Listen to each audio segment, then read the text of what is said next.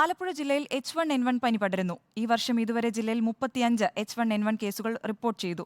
ജില്ലയുടെ വിവിധ മേഖലകളിൽ പക്ഷിപ്പനി സ്ഥിരീകരിച്ചതിന് പിന്നാലെയാണ് H1N1 പനിയും പടരുന്നത്. മതിയായ ചികിത്സ ലഭ്യമാണെന്നും ജാഗ്രത വേണമെന്നും ആരോഗ്യവകുപ്പ് അറിയിച്ചു. കഴിഞ്ഞ മാസത്തിലും ഈ മാസത്തിലുമാണ് ആലപ്പുഴയിൽ H1N1 കേസുകൾ കൂടുതലായി റിപ്പോർട്ട് ചെയ്യാൻ തുടങ്ങിയത്. ഏപ്രിലിൽ 9 ഈ മാസം ഇതുവരെ 9 കേസും റിപ്പോർട്ട് ചെയ്തു. നിർത്താതെയുള്ള തുമ്മൽ, പനി, തൊണ്ടവേദന, മൂക്കൊലിപ്പ്, ചുമ, ശ്വാസതടസ്സം, ഛർദി എന്നിവയാണ് രോഗലക്ഷണങ്ങൾ. ഈ വർഷം ഇതുവരെ 35ഓളം H1N1 കേസുകൾ റിപ്പോർട്ട് ചെയ്തതിന്റെ പശ്ചാത്തലത്തിൽ ആരോഗ്യവകുപ്പ് ജാഗ്രതാ നിർദ്ദേശം നൽകി.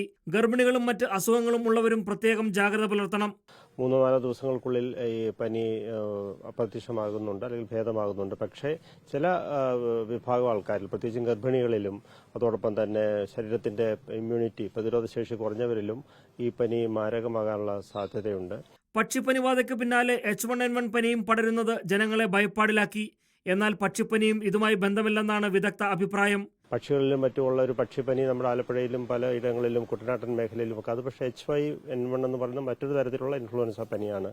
അത് മനുഷ്യരിലേക്ക് പകരുകയില്ല. പക്ഷേ H1N1 പനി കഴിഞ്ഞ വർഷവും നമ്മുടെ ആലപ്പുഴയിൽ വ്യാപകമാവുകയുണ്ടായി. അത് ഈ പറഞ്ഞത് വിധേയവുമായിട്ട് അതിന് വളരെയേറെ ബന്ധമുണ്ട്.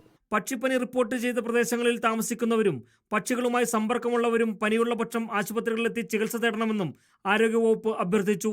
റിപ്പോർട്ടർ, ആലപ്പുഴ.